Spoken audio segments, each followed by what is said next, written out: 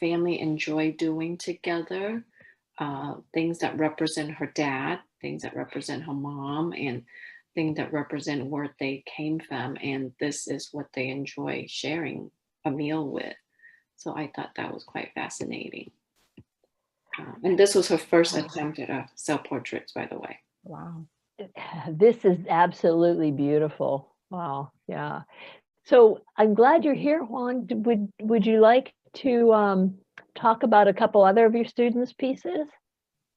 Sure. I wonder what happened to them. They're not here. I guess I don't have them anymore, so I can't make them come. Right, yes. Okay, well, we have one more to get to, and that is Robert Bassett. I see Beverly and Brendan are here. So I will, and then we'll go back and look at the other students. But let's see, Beverly, I'm going to unmute you. If you'd like to just share. Hello. Hello. Hi, this is Robert. Oh, is this Robert? Okay, welcome. Yeah. Okay, you're signed in as Beverly, so.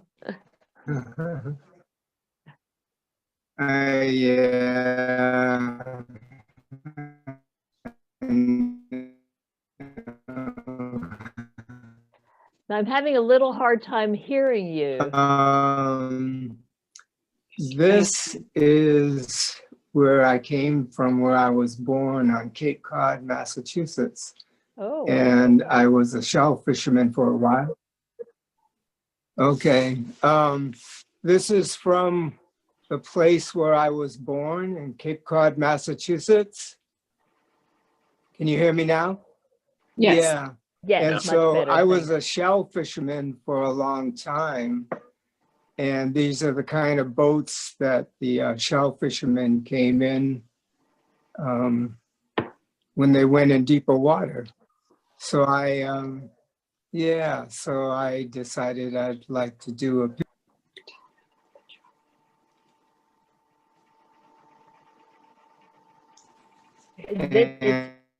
and that's it. And I do have a second picture up top. Yes, we'll get back to it. Of the dog and the duck. Okay, yeah, we'll get back to that. This is lovely. I have a question for you as far as a shell fisherman. Does that mean you were fishing for shellfish, like scallops and things like that, or just like seashells? That seems scallops.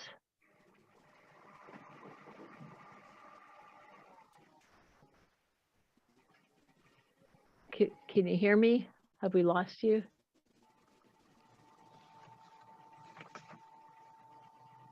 I think we lost him.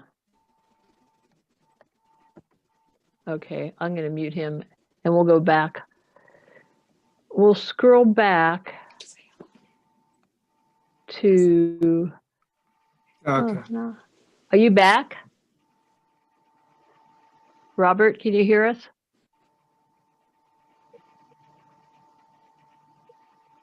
Okay. Scallops, oysters. Uh-oh. Now you have to unmute yourself because now I'm having trouble hearing you again. Can you unmute yourself? Oh, there you go. Yeah, can you hear me now? Yes. So you would fish for scallops and oysters? Now? Yes. Okay.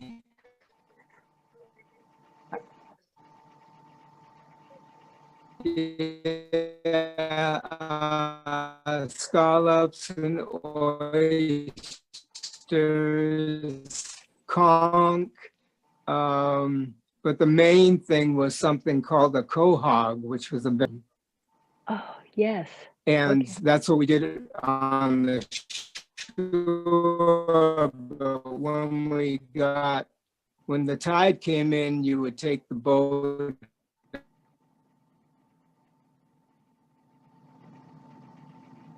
Uh-oh, I think, out and use okay.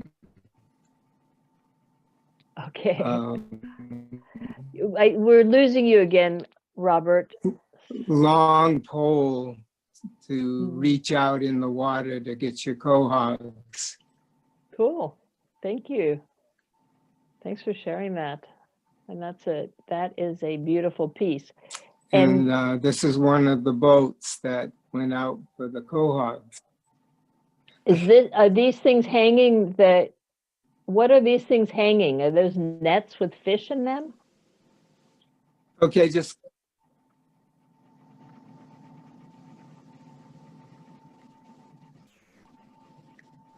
Uh-oh, we've lost him again.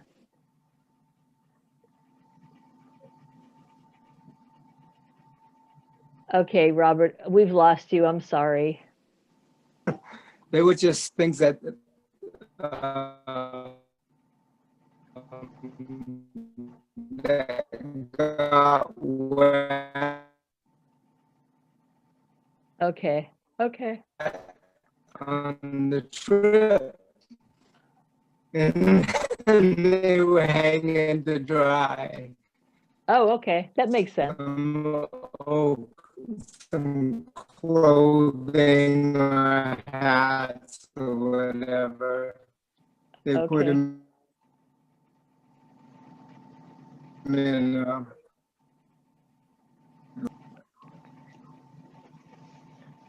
Well, thanks. Thanks for sharing that. When we get back to the other end of the screen, you can talk about the other picture that you did.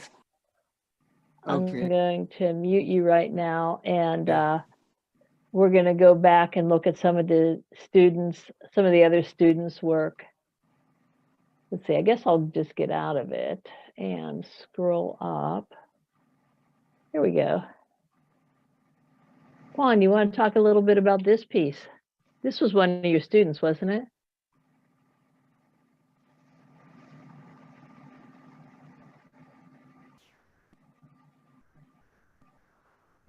Used to unmute. Sorry, I forgot to unmute myself. This is my 7th meeting today, so I'm a little jaded. Okay. So the student, very, very, very gifted young lady, came to me with some extraordinary natural talents, and but was very conventional. Everything, she had strong skill, but very, very conventional artist.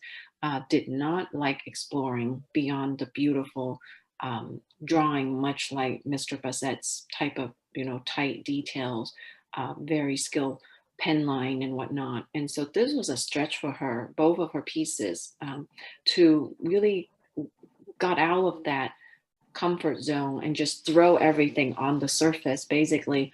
Unfortunately, you can't quite see this here, but she's got safety pin and button and yarn. That's what those red line are, but there's a little safety pin around there. And this is a name to look out for. I have a feeling that she's going to make something of her talent. She had to move to California right at the beginning of quarantine to live with another parent. And she just basically gifted this to me because it was locked in school. And so this piece, it was a self-portrait. It was a very personal reflections of what she was going through. And the other piece, the cat piece, she loves cat. And as you could see here, her skill attests to her ability to really capture the liveliness of animal.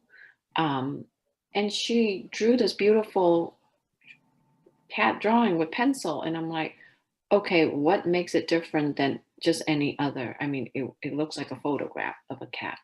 It was how beautiful it was done. And so we talk about it, and this was a result of getting out of her comfort zone. The left eyes on the cat is actually a black button. And she basically had tons and tons of buttons, she told me, that she had no use for. And this is 2 pieces of cardboard that came from some packaging thing that I got in my art room, and I encouraged her to try something other than the traditional canvas or paper, and she went straight for that. And this is just, if any of you use something called ink tens, it's like a watercolor pencil, but once you hit water on it, it's completely permeate into the paper and it doesn't come off anymore. And that's what this is done with. Wow. They're both amazing. So let me ask you, Juan, after she did these two non-traditional pieces, did she feel a little more comfortable getting out and playing more with some of this? She did, and I was really pleased that her comment to me was, I now know I don't have to spend a lot on art supply or what is considered art material. You know, basically those 2 pieces of cardboard were just sitting there collecting dust on my pile of cardboards, and they were the 2 white pieces, and she used it. And then after that, she really ventured out. I was really pleased to see that she actually, you know, I would just hand her random things and she would run with it and put something amazing on it. Oh, fun. That sounds like fun. Now, do you have any other students who have entered into the show? Juan? Remember, I'm going to go. I think the piece that looked like me, that's my student. Yes, we talked a little bit about that, but would you like to talk a little more about this? Because you know so much more than I do about it. It's a beautiful piece. All I could say is, you know, being virtual doesn't do this piece any justice. Yeah. You just have to see it in person. And when this is a gift to me, I offer to purchase the piece, but the students say, nope, it's a gift. And when I chose to put it in a shadow box, I just felt like, oh, I'm taking away all the beautiful texture that is on there. She basically she bought an old denim shirt and replicate my 27-year-old paint shirt. Every dab of those paint looked like my actual paint shirt. And she asked if it's okay for me to let her use an actual old paintbrush and a palette knife, and she stuck it in the pocket. And the hair that are down here are actually little strips of black magazine cover. And then up here also, some are painted, but a lot of them are actually loose pieces of hair that's hanging out. And she actually took a picture of me. She actually took like 35 pictures of me while she sat there and asked me a lot of questions.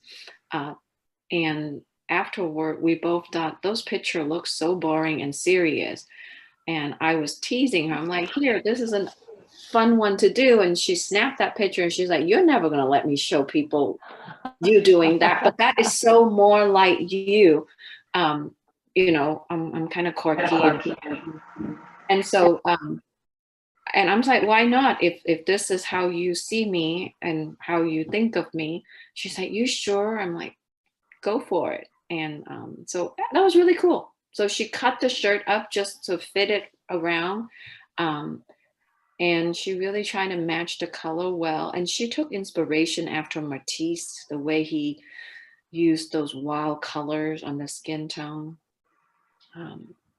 So that was a lot of fun. I was actually very flattered that I made it on her list. This is a series of her work of people who have impact or influence her in her life in some way or the other. And I was one of 9 people on that list, I guess. That's amazing. Gosh, that's just gorgeous. Thank you so much. And I love the story. It's just so beautiful also. Yeah. So, okay, let's see. Now we'll go back to the beginning since now I see Brendan Bassett and here's the other piece by Robert. I'll go unmute you again, Robert, see if we can get a little bit better. Oh, I don't see Beverly here. So, okay, see me on, we'll unmute you. And you want to talk a little bit about your piece? Yeah, so Welcome. Hi. So this painting, Mount Hood really inspired me for it because at my house we have a direct view of Mount Hood, so Mount Hood really inspired me. And so this is an oil painting on canvas that I did with oils, and I I did the mountains with the palette knife and did the textures with that. My grandpa Robert is around here somewhere. He helped me with it. He was around when I was painting it. So yeah. Very nice. Thanks. And thanks for sharing that. Yeah, I love the shading. And okay, let's move on. This one was done by your grandfather. And then here's another piece by you. You want to talk a little bit about this one? Yeah. This is it's very similar to the painting. It's a charcoal drawing that I did, and again very inspired by Mount Hood, and and I decided to like do like a different way of drawing my mountains. Like I usually do it one way, so I decided to do it a little differently this time. So this is the result of what I made. And for the trees, I actually used like a charcoal stick to do it, and you know it's like it's the scene is kind of set in like the winter and like the cold season, and like on a lake and stuff. So yeah.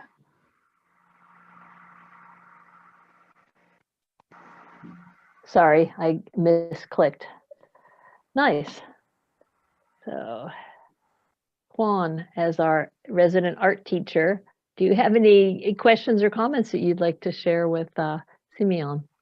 And I don't mean to put you on the spot. You don't have to, but Actually, I was, as I was listening to you, I was wondering, you mentioned that you try a different way of doing your mountains. How did you do them Yeah. before? Well, usually I take my charcoal stick and like cover the paper with it, and then take like a tissue and blend it all together. And I kind of like sketch in the mountains, and then I go in with my eraser, and then to make the light of the mountain, and then I keep the dark with the shading. So that's the way I learned. So I did it a little differently. I do see the erase mark, and I think you did a beautiful job with showing depth with how you overlap those mountains and taking those trees that are closer to us being taller, and really create that distance by what you did there, with the tree being darker up here and sort of fading out into that atmospheric effect to blend in with the mountain. This is well done, sir. I also love your painting, by the way. Thanks. Which one did you do first, Simeon? I'm pretty sure it's the painting I did first. Painting? Yeah.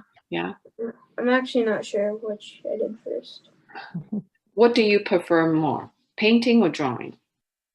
I think I prefer drawing a little more over than painting.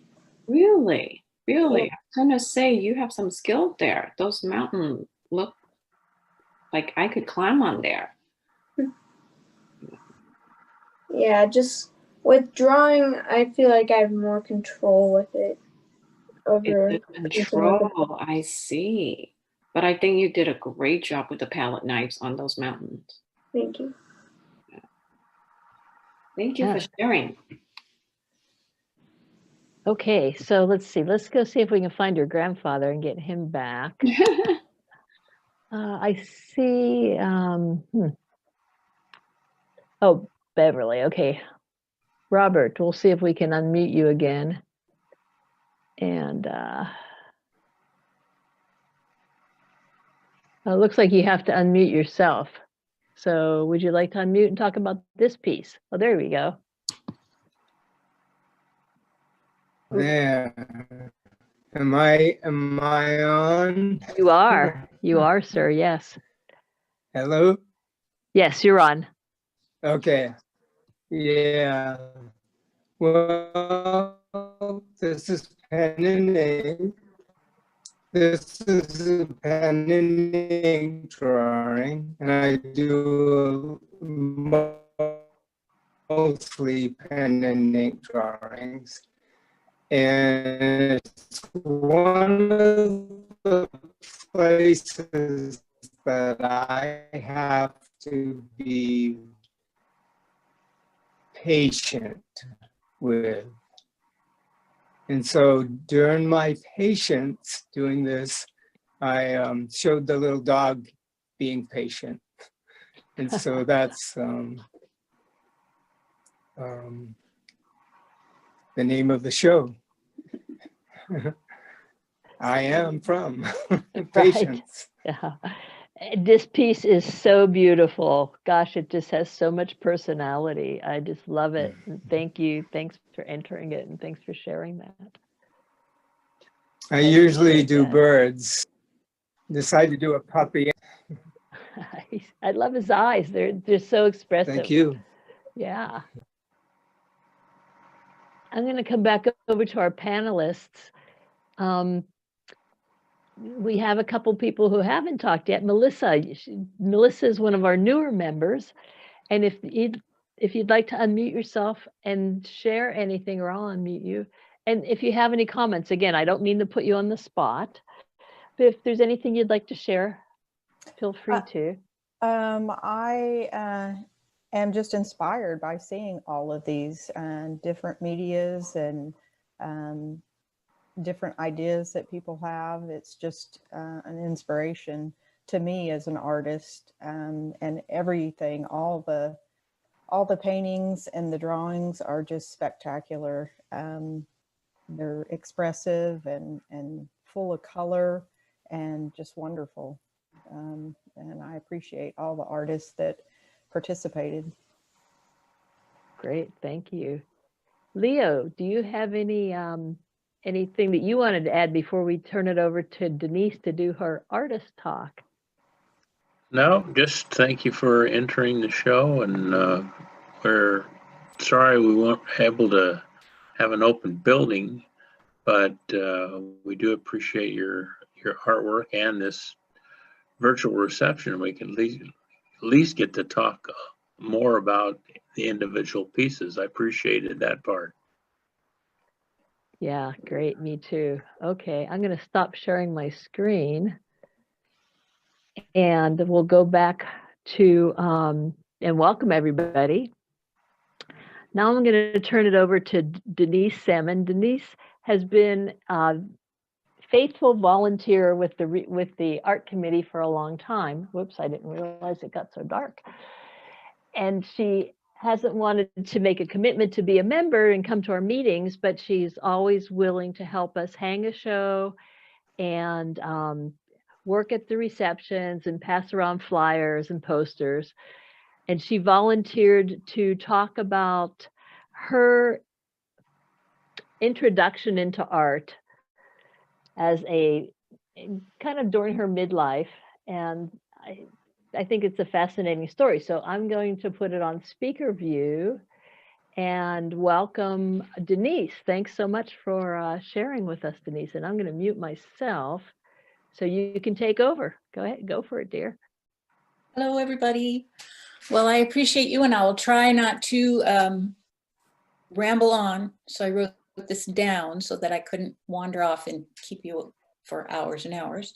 So I love the work that everybody does. I love the work of the committee, and I'm so glad the committee exists, and I'm happy to be able to be associated with anything that provokes any kind of more artistic endeavor in people's lives, because I have found it to be very important in my own life. I had a pretty much art-free childhood and youth. Our family didn't have any particular artistic skills or talents or interests. We didn't go to galleries. We didn't have any artists or dancers or poets or painters among our family friends. There were no prints of famous works of art hanging on the walls of our house. And in school, we didn't have the lovely Huan Tran, and we didn't have much in the way of any art education. You know, there was the thing where the little kids all put their hands on the piece of paper and they draw the outline, and that's a turkey, you know, you decorate it for Thanksgiving. But that was really about it. It was pretty limited. And by the time, I didn't have any particular, I mean, we had crayons once in a while, color books, that sort of thing. And I found it very satisfying. I mean, I love the way the color goes onto paper. I love the smell of crayons. That was lovely. But I was never very excited by any of that work that I did, and neither really was anybody else. And I was very traditional. It was, you know, you stay within the lines and you color trees green and skies blue. It was not a lot of imagination. By the time I got into high school, I decided I just really had no gift for art, no real interest in it, because I didn't know. So I took other kinds of classes. So it was maybe an low level of art or art-free childhood, but not beauty-free. And I lived in the country, I was outdoors a lot, and I grew to really notice and appreciate things like rocks and trees and the tall corn in the garden and anything at all about water, the way that it changed all the time and the way it changed everything it touched. Clouds, the way a ray of light would just shine so sharp through the clouds, and the contrast between that sharpness and the soft, fluffy clouds, that kind of stuff interested me. I could just sit and look at that for a long time, which maybe was a little bit odd in a 7 or 8-year-old kid, 10-year-old kid. I liked perspective. I would play with my shadow when I was really little. I could stand outside and I could see in the middle of the day, my shadow would be right underneath me. And at the evening or in the morning, it would be way tall and I could reach my arms up and see my fingers would be so tiny. The idea that distance could make things smaller and smaller and that they would finally disappear, I found that fascinating. My little chalkboard in the house, and I would draw the same kinds of things over and over again, trying to capture that formula, how a road disappears in the distance. I liked mechanical stuff and boy toys, not the girl toys. I liked Tinker Toys and Lincoln Logs and erector sets and, you know, stuff that I could manipulate, stuff that did stuff. And I also had was comfortable with my own company. I liked to be alone. None of this seemed to point to any kind of artistic talent or temperament. It just seemed like personal quirks, you know, not any kind of meaningful pattern, my own likes and dislikes. Now I see how all those tendencies and loves fed into my adult making of art, but it took another 25 or 30 years to begin to make those connections. So skip ahead to adulthood. At 35, divorced mom with a 13-year-old daughter and a drab office job. And also I was doing a lot of pretty hard volunteer work. And it was kind of a bleak time for me. All my energy was going out, but not much was coming back in the way of inspiration or beauty or joy. I don't remember where I first saw a potter working, but I had long been attracted to the idea of working with clay, especially working on the wheel. I liked that fluid grace of clay taking shape under a potter's hands. It was intriguing and I wanted to try it someday.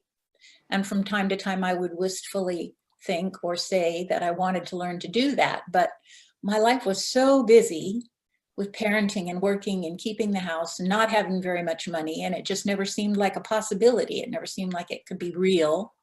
Never, and it also seemed unimportant or trivial or self-indulgent, you know, just, it didn't seem like something I should even make room for in my life. But one time, I mentioned it very wistfully to my daughter, probably not for the first time, said, someday I'd sure like to learn pottery. And this child turned to me and said, well, do it, which is pretty much her philosophy.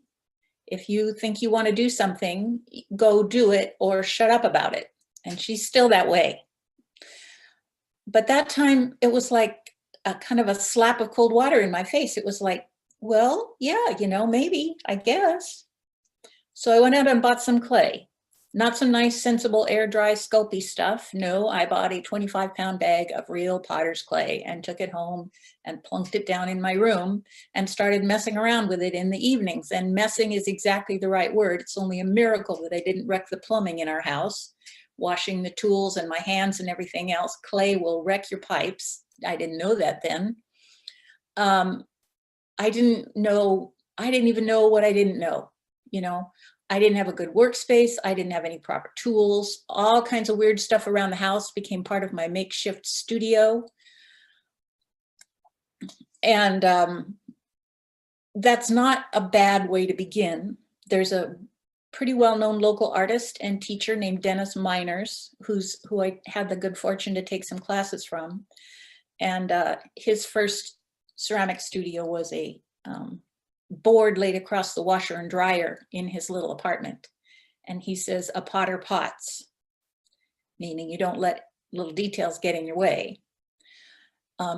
Despite my ignorance of all things ceramic, I found that this activity was completely absorbing. It was like a new kind of concentration. Part of my brain would just shut off. All that chatter, all those to-do lists, all that inner self-talk, and the physical tiredness of a work day just disappeared when I focused on trying to get something right with that clay. And the rightness was completely internal. It was a feeling in my own head that said, no, that's not right, or stop, that's how it's supposed to be. It was really very gratifying and energizing. But, you know, of course, unfired clay breaks, and I didn't know about drying pieces slowly, and I didn't know about maintaining a uniform thickness so they dry evenly. None of that work survived, but I was completely hooked. Through the day at my job, part of my mind was puzzling over that clay, just was humming around in one part of my brain all the time. How do you shape a hand? You know, I'd look at my own hands. This very familiar body part suddenly was complex and strange and challenging. I wanted more space to work. I needed vastly more understanding of what I was doing. What about glazes and what about firing? You know, there was so much I didn't know. And this was pre-internet times. So the only way I knew to learn this technology was at a school. So I went out to PCC and I got a catalog. And yes, there was an evening ceramics class, and yes, I could afford it. So I started taking ceramics. I took one term and then I took another term, and pretty soon I was looking at that catalog and thinking, maybe I'll take a philosophy class. Maybe I'll take French. Maybe I'll take math. So after a couple of terms at PCC though, I stopped 3 terms, I think. I stopped taking art classes. I had room to work at home now. I had tools. I kind of had a feeling that I knew what I was doing a little bit, the beginning of. I'd found Georgie's where I could get clay and tools and books and ready-made glazes or glaze ingredients, and I found out they would fire my work for me. And I liked better working at home on my own schedule. And something about being graded for art felt wrong. I didn't think that it should be an academic subject. I didn't want an art degree, but I found I did want some kind of a degree, so I kept on going to school. Eventually, I transferred to PSU thinking I would get a degree in environmental studies. But one term of chemistry and calculus persuaded me that I am not a scientist. So I had to change my major, and I was wandering around and I chanced to take a political science class. That was a eureka experience. And eventually I got my bachelor's in political science from Portland State. But back to the art. In the meantime, speaking of eureka experiences, 2 or 3 weeks into that first ceramics class, I decided that I wanted to make a cylinder. It was going to be about 6 or 7 inches in diameter on the inside, and it was going to be about 11 inches tall. I had the introductory stuff on the wheel now, and I thought, I can do this, right? So I sat down to the wheel, and that studio out at PCC Sylvania had one whole wall of windows. People walking by outside could stop and watch us work. And I sat down at this wheel facing these windows. No one else was on any of the wheels that particular day, just by chance. And I slammed that clay down on the wheel head and started trying to throw my cylinder. And I centered the clay and I punched the hole and I start pulling up the sides, and about 6 inches up, the thing went lopsided and my cylinder slopped over sideways. So I stopped the wheel and I looked at the mess I'd made. And as I glanced up, I saw there was a man outside on the windows watching. He had a cup of coffee and he kind of raised it at me. I don't know, like sympathetically. And I shrugged and he walked off.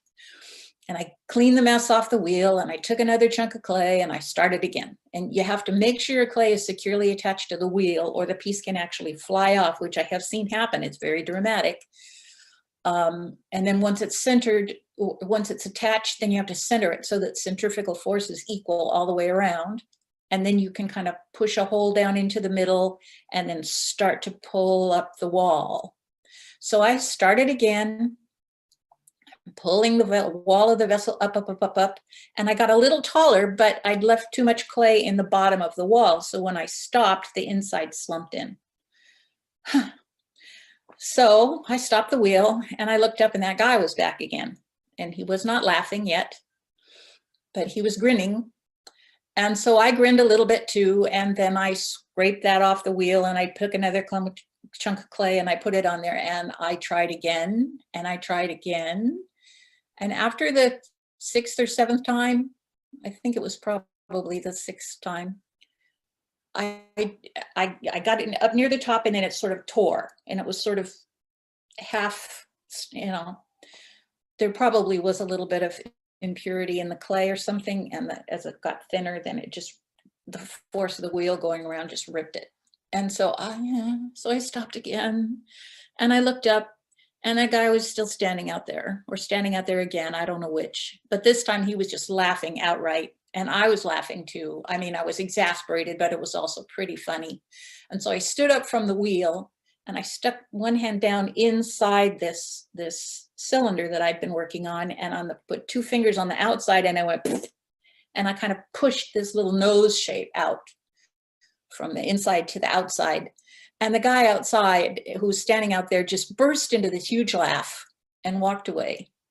And I sat down and was like, you know, I had all this messy clay that had to be cleaned up and got back into a bag so it would be usable. And I had my wheel to clean up and all my tools to clean up and I was tired and I was not going to try again. So I spun that last failure around on the wheel and I looked at it and I said, I kind of like that nose. I wonder what would happen. So I stood up and I started pushing out a head around that nose. And that failure just took on a complete life of its own. It was my first real experience with inspiration. It seemed like it wanted to be, and it was demanding of me to make it be. I worked on it every class and every open studio. It completely preoccupied me and delighted me and frustrated me and teased me. And I wonder if I can show it to you because I can't see what the camera is showing. And this is that thing. Let's turn it this way. There it is. So I don't know if you can see it, but I call it a serendipity. And I've had it for close to 35 years now. And now that I know quite a bit more about ceramics, I know that there's a lot technically wrong. There's a lot technically wrong with that. There are things I should have done differently or could have done differently that would have made it a better piece artistically, but it still pleases me. It makes me laugh. It reminds me that it encourages me to chase that tiny little thread of an idea that might possibly turn out to be interesting. Dennis Miners, who I mentioned before, says that the creative process is like following a thread, and you just kind of pick up the little end of thread and you don't know where you're going and you see where it leads. And I think it's Annie Dillard who says the same thing about writing. I did eventually learn to throw pots on the wheel, but I also learned that I didn't really like doing that. Once I got the pot made, I wanted to cut it open or smash it or change it in some way. I liked hand building with clay much better. And over time, I branched out into other media, other kinds of art, collages, and mobiles, and mosaic. And I've continued making art all these years. Not all the projects were as intense an experience as the serendipity, but they've all been interesting. And I have pieces of art by people I know, people I've never met, things that I've lived with for years and that I truly love. And it makes me happy to think that someday someone might find a piece of mine in a thrift store or something and take it home and live with it and love it. And they'll never know anything about me, the person who made it. Stephen Fry wrote in his absolutely wonderful book, The Ode Less Traveled, which I think everybody should read. It's about learning to write poetry. He said, whatever kind of art we attempt, we may not turn out to be a genius. We might not even be a proficient craftsman. He says, you may neither be great artist, session professional, illustrator, or admired amateur. So what? You have another life. You have family and work and friends. This is a hobby. This is a pastime. It is fun. We are all artists, he says. In an open society, everything the mind and hand can achieve is our birthright. It's up to us to claim it. And he says, you know, you might be the real thing, or someone with the potential to give as much pleasure to others as you derive yourself. But how will you ever know if you don't try? Like Leah was talking before about mirrors, a piece of art tells the world some small thing about the artist, but the surprise is that the artist learns about herself from her work. What moves her, what inspires her, what materials and processes and ideas interest her, what story unfolds, what mirror does her art hold up to her? In creating, the artist learns what is closest to her own heart. So to anyone who wistfully wishes to try some kind of art, like my 35-year-old self, I would say, like all the other artists who are here tonight, be self-indulgent, you know, play, make the investment of time and money and energy. Take that risk. It widens the world. That's all. How beautiful. Thank you so much.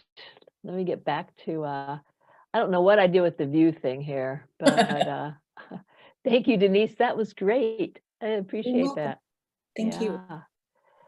And I wanted to let everybody know that this was recorded and it will be on our website.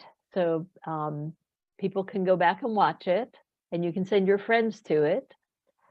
And I'm not quite sure how to fix the view. Oh, there we go. Is that it? No, something happened to my controller, but anyway. So I wanted to thank everybody for joining us tonight. Let's see if there's any questions or chat. I don't see Let's anything. see. Thanks, Rosalie. Brandon said, thank you for including Simeon in this show as he continues his journey as a young artist. Yes, continue on. And if anybody on the committee or in the panel wants to unmute and say any last words, you're more than welcome to. Otherwise, we'll just close out. Denise, thanks so much. I don't know how to get you off of the big screen, but that's okay. Thank you very much. We appreciate your being willing to share your story with us. Okay. Well, good night, everybody. Thanks for joining us. And go back to our website. It's GreshamArtCommittee.com. And we will periodically be updating with what's going on. Hopefully, we'll be able to hang a new show sometime soon. But we'll let everybody know. So thanks. Thanks, Barbara. Thank you, Denise. Bye-bye. Bye-bye, everybody. Thanks for joining us.